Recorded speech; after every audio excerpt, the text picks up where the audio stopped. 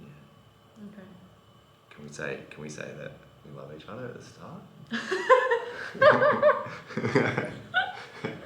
What are we going to say? Thank you. Thank you. Not the answer I was looking for. I love you, Lan. Love you too. Alright, that's better. Thanks. Welcome back. Episode 2. Here we are again. We're back. We're in a different location, but we're here again. This is LB Magic. Episode 2. What are we talking about today? Good question. I think today we're going to go through some of our old relationships. Yep. And, sometimes the disillusion of relationships can be painful, can be challenging, but with time and space, support, previous relationships have a lot to teach us about love. And we've had quite a few conversations, haven't we, about previous relationships and just got into depth about it to understand where we're coming from, so where we are in our current romantic life, I suppose. And I found it really interesting, fascinating to talk to you about that. You gonna look at the camera this time, or you gonna look at me the whole time? I'm just so intrigued with what you're saying. So yeah, that's good. So the first topic we were gonna talk about was, tell me, Lan, what was the first thing on our list? All our previous memories of significant loves that we've had and what we learnt from each of them and how that's shaped us to here we are today. Yeah, okay, cool. Do you want me to start? Go for it. Alright. So my first big love was SM. Won't use names on this one, I think. We might just leave them out. They'll probably know who they are if they ever do watch. Shout out to SM out there, probably living overseas somewhere at the moment. But it was high school. We could go into some primary school relationships as well. Shout out to KHW,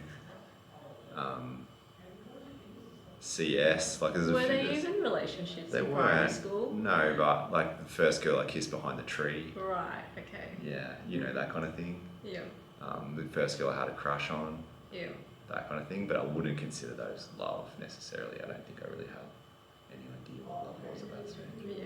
Were they even, they weren't even relationships, I think they were just the first kiss. I would consider one, like I had a girlfriend in like grade 6. Okay. I was pretty shattered because we ended up breaking up and then she wanted to go out with my best friend. Like that was the reason she wanted to break up with me. Oh no. So that was pretty hard because we were close. Did she go out with your best friend? Yeah, she did. Yeah.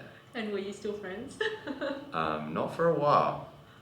We did become friends again, but that was hard because we were like really close and all of our friendship group kind of went around us.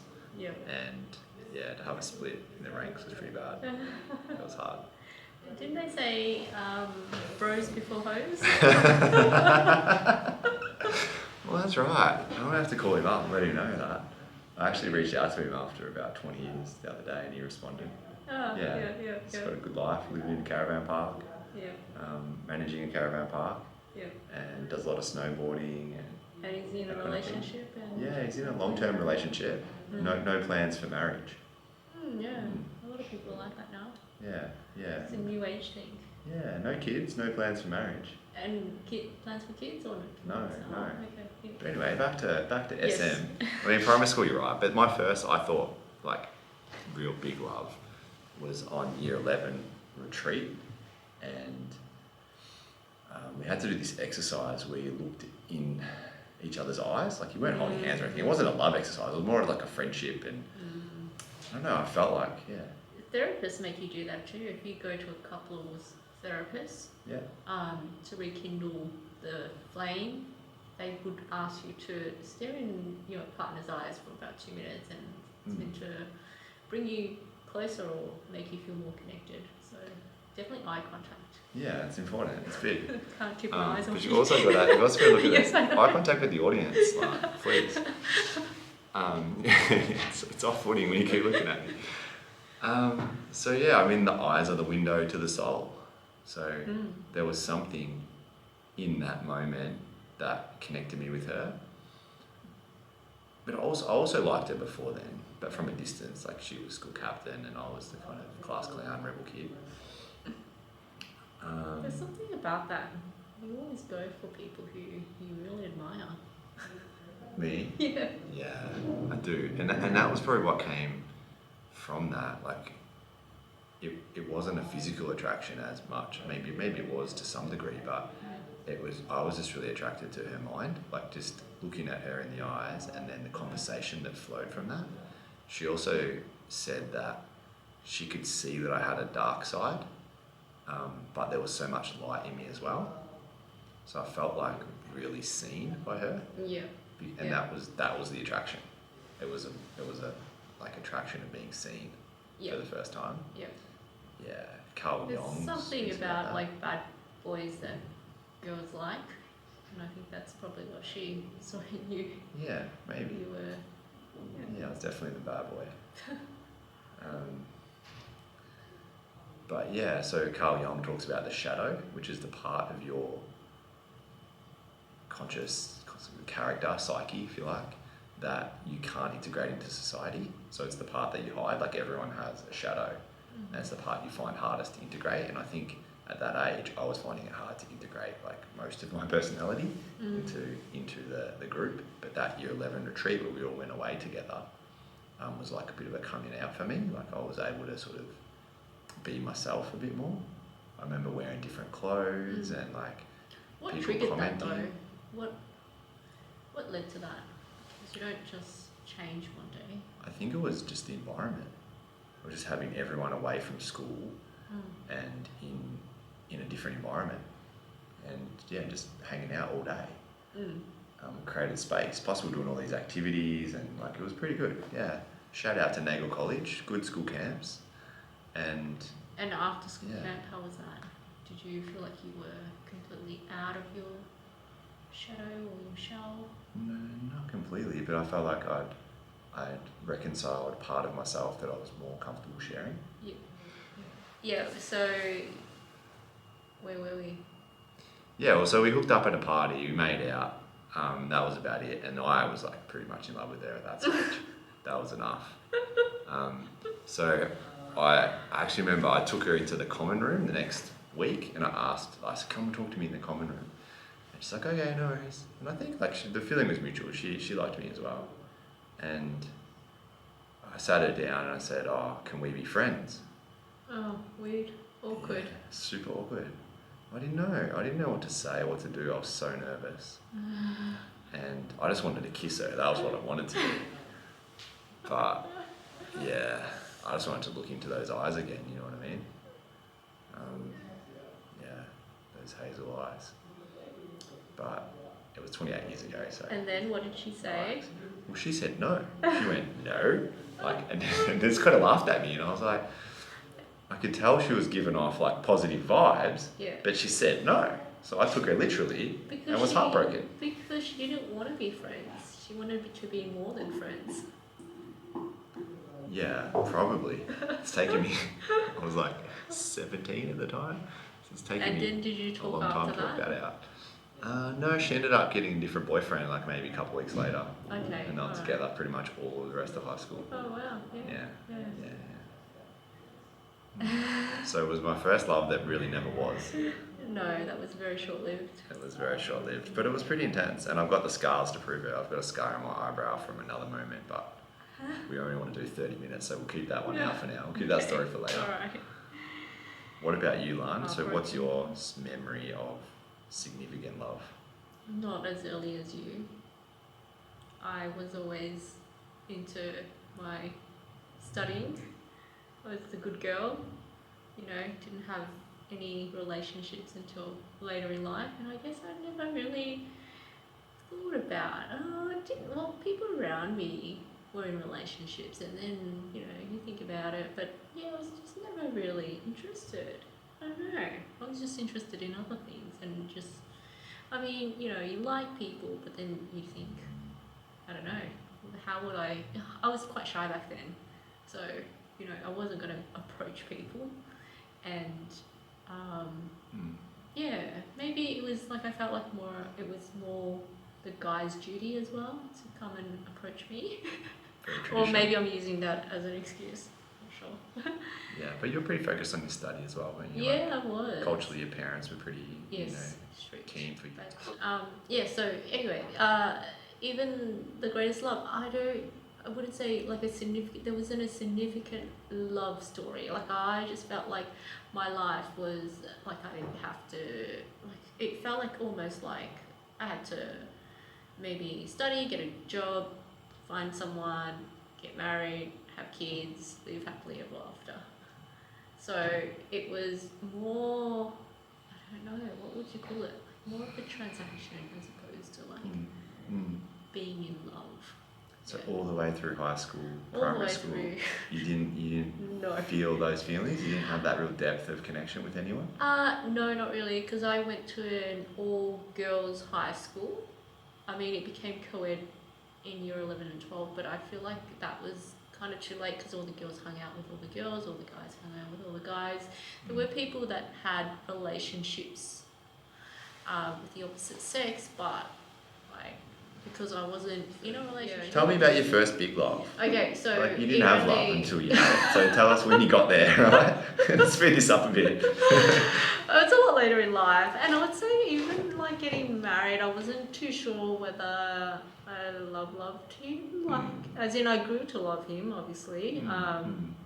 But it wasn't like love at first sight. But I know you don't need love at first sight. You can grow to love them. But I felt like my love was taking way too long. Like, it was to the point where, when you're with someone, you're like, I've been with you for a long time, I've invested all this time, so I guess we'll just continue on and go with it. Because there wasn't really, like, we got along really well, we had the same, like, lifestyle, same upbringing, so it just kind of made sense to be together. But in terms of feeling in love, it felt more like a connection that you have, like, as a family. Like, it's like someone in your family. Like, I wouldn't say your brother or something, but like, as in love for, like a family sort of love. And you look after them when they get old. You spend time with their family. I mean, I got along really well with his family, so it was more like a family sort of love, which I guess everyone considers, their partner as their family, but I guess it wasn't anything deeper than that. Yeah. And then so after the breakdown of that, then going out again and looking for love, I guess I didn't really know what I wanted, and it took a few years for me to figure out what it was that I wanted, but in the end I did find someone, and it was big love, like great love, like it was almost like a soulmate sort of love.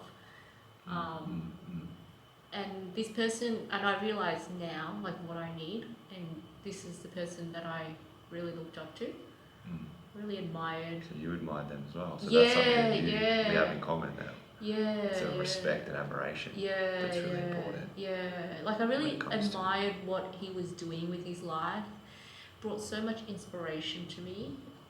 Made me reflect on my own life. What am I doing? And yeah, it was just like, I guess his purpose really drew me in. And yeah, that was, I guess, my big love, but it wasn't to be because he was really busy with his purpose. And it's a big purpose, something that he's been working on for the last 10 years. So didn't really want to get into the way of that, but then also there was a lot of complications with his family and marriage and stuff as well. He was separated, but the kids involved, etc. So it was hard to navigate. And you want to be with someone who chooses you. So in the end, I guess, you know, I wasn't a priority, but I don't expect to be the priority, to be... And why not? Yeah, so I don't expect it to be the priority, actually, in a relationship, because your priority needs to be you. You need to be whole, like what we said in the first podcast. I think your priority needs to be your health. You need to look after yourself, because without your health, you don't have anything. So everyone's priority needs to be their own health. And then secondly, you need to have a purpose in life. Like if you don't have a purpose and your priority was just me, imagine if I can't fulfill you, That's actually fucking great. That's a really good answer.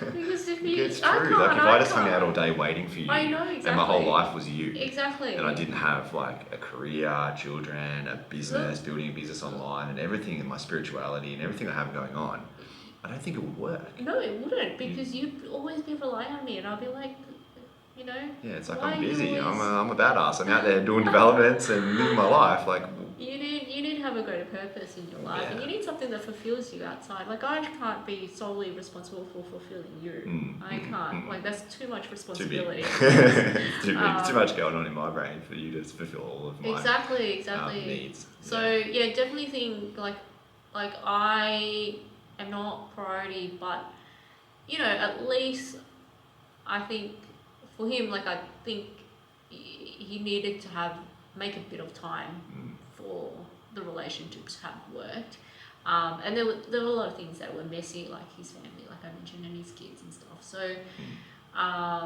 and I think I wasn't in the best state. Like I think I'm in a much better state now. But when I say best state, like I mean I was in a pretty good state, I would say. But I think what I was doing was that I was putting him on a pedestal and basically, you know, excusing some behaviours that probably I should have had more boundaries around.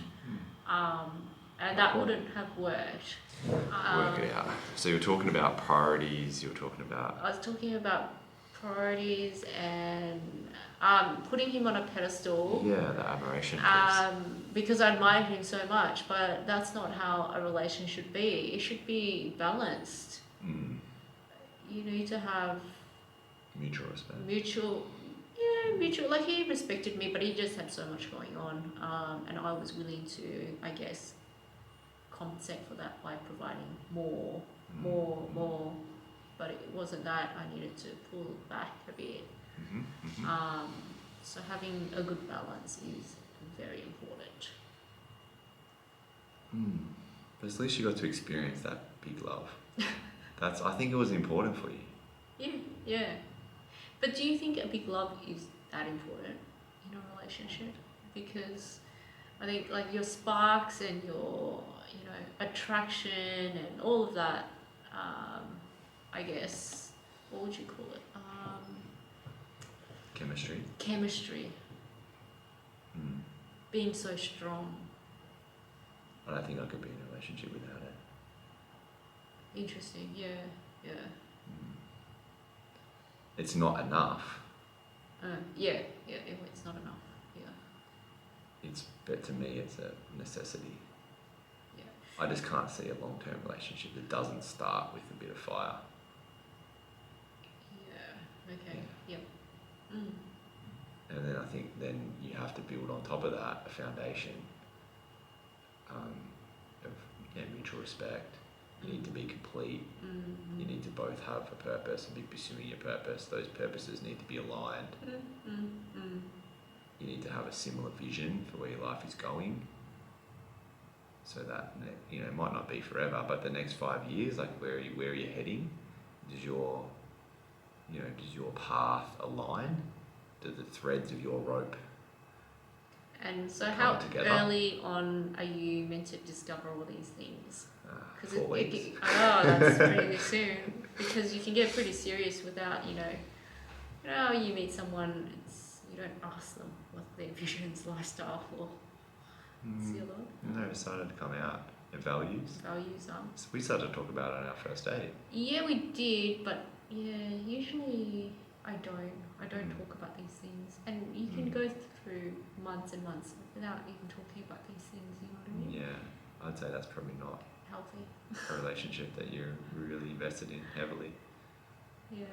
But yeah, I mean, I don't know about timing. I'm not sure. I think I'm not sure. Timing's different for everyone potentially, but. Not a lot of guys are like you though. Like, a lot of guys are not willing to open up. I remember talking to my ex-wife about okay. vision and values and our future, what kind of life we'd have together. Yeah, very early, that's 3-4 weeks. That's you. How would someone who has a very like a partner that doesn't express their emotions as well, how would they approach that? Yeah, maybe it takes longer for some people. Yeah, maybe they need a therapist to help them mediate those conversations. And also, not a lot of people are open to therapy at the start as well. So yeah, no, that's a bit unique. Yeah, we've signed up for therapy. We're 4 weeks into our relationship. Well, we haven't even gone to our first therapy session. We haven't gone yet, but we've signed up. Have a great evening. Yeah, and Lan's got a 6 Pillars of Intimacy book as well that she's reading at the moment, which I've already listened to the podcast and read, which we mentioned last time. But it's a great book. This is a great book, and this is our framework to understanding each other. We'll talk more about that in a later episode, but I think these things are what you gain over time with wisdom. So I'm coming out of all these other relationships that I've had where the connection has never really got to that level, where we've had really strong intimacy. Well, you probably had strong intimacy at the start, but then it kind of died as you get further and further along because of external factors. I don't know, changing, both of you are not growing in the same. Yeah, they talk about it on the podcast. Have a successful marriage, you need to fall in love multiple times. Oh, interesting. With the same person. Yeah. So, because you change, right? Like, you're not the same person you were 5 years ago. Yeah. I'm not the same person I was 5 years ago. So at what point will you fall in love again with the new person? Is it when someone changes and evolves through time? Agreed. Yeah, that's it. As you grow and evolve as a person, you have to rediscover who that person is, or else you're just going to be strangers in the same house. Yeah, but sometimes that change doesn't happen in a big way. Like you just...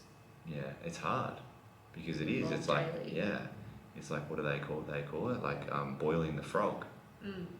If you just turn the temperature up really, really slowly, incrementally, the frog will just stay there and die. But if you throw a frog into really hot water, he'll jump straight out. Yeah. You know, so that's what you're talking about, right? Like if the change is really incremental and daily, it can be hard, but you have to pay attention. You have to speak for, an hour a day with no television, talk to each other, commit time, spend recreational time together. Recreational intimacy is one of the 6 intimacies. And watching TV is not recreational intimacy because you can be in the same room with someone and watch the same show, but you're not really communicating. And you think that you're spending time together because you're next to them, but... So I think it's great about our early relationship. We don't watch television, so it's all conversational. And our recreation is eating out, salsa dancing. Yeah. Check out our short on salsa dancing. She's a great dancer. No. So it's been good because we're forced to talk to each other and we enjoy talking to each other and we talk on the phone and I think we've built that rapport. He talks a lot, so we have to schedule time in because we want to make sure we can do other things besides, just be on the phone all day. Yes, it's got me into half-hour schedules now. A couple of times a day. No 4-hour midnight talks anymore. No. Because we value our sleep as well. You have to have boundaries.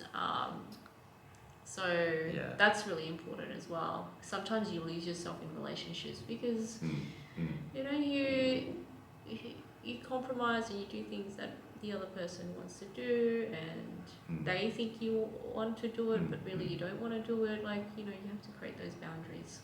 It was amazing the other day. You just sort of said, we need to get some structure around our day. And I'm used to going to bed at 9:30, waking up at 5. So when I suggested that, you're like, perfect, because that's what I do. Yes. And just, it was like 2 days ago, and the last 2 nights have been really good. Yeah. Feeling a bit fresher. Still tired, but I've got a lot going on, but getting better sleep, in a better a better flow back in the gym. Yeah. So, but we just talked about it. You just raised it. It was so natural. We just Yeah. decided that, we were going to schedule some time, and at 9:30 that was going to be the end of the conversation, no matter what we were talking about. Yeah. So scheduling is important. Schedule all the important tasks that you have to do. That way, you have time to do them. Yeah. They even talk about scheduling sex, don't they, in the Pillars book? You haven't got to that yet, though. So. Oh, that's a bit weird, isn't it? I don't know. It can be, but I think the way that they describe it, where you just have like 3 days and it's your turn to initiate, and then the other person has 3 days, and then there's a spare day. Yeah, that's a bit more natural, I think. Yeah, there's still room for spontaneity and uncertainty within a framework. And this is probably like later in relationships, to be honest. This is probably like, the 5-year plus mark, where it just becomes a lower priority because of kids, because of work and other things. You just end up having no sex at all. Yeah. I think that's pretty detrimental. But it's really interesting. We'll talk about more detail about that and sex challenges and things like that maybe in later episodes. But it's all about communication, though. You need to make sure your communication is strong. Make sure you know what works and what doesn't work. Everyone has different preferences as well, so different love languages. Yeah, I'm not a big fan of the love languages. I think it's a good book, read it, but use all 5. Like for someone to say, oh, my love language is touch, so you have to touch me all the time. Well, yeah, but you don't like spending quality time. You don't like words of affirmation. You don't like receiving gifts. Like I'm pretty sure that everyone would like all of them. And if you've got a preference, that's great. Share your preference, but use them all. Like just use all of them. I think. Which one did I miss? Which one did you miss? Yeah. There was one I missed. I always miss one. Words of affirmation, acts quality of time. That's it. Yeah, acts of service. Maybe that's my weakness. No, you're pretty good with acts of service. Yeah. Yeah, you do a lot of things. I book the restaurant. Yeah, you do. Yes. Yep. You give me all these books to read. You love books. That was easy. Yeah. I think we need to go soon. Yeah. So the library's going to pack up. Everyone's leaving. I just wanted to say that I'm very grateful for all of our watchers or listeners. It is intended to be a podcast. I just haven't got up on Spotify yet. But yeah, really grateful for all our watchers. We love the fact that we have so many people listening and tuning in. If we can impact one person to have some benefit out of listening, then that's amazing. So yeah, we're just feeling very loved by everyone. And we love you all back. Yeah, we do. Thanks for watching. See you next week.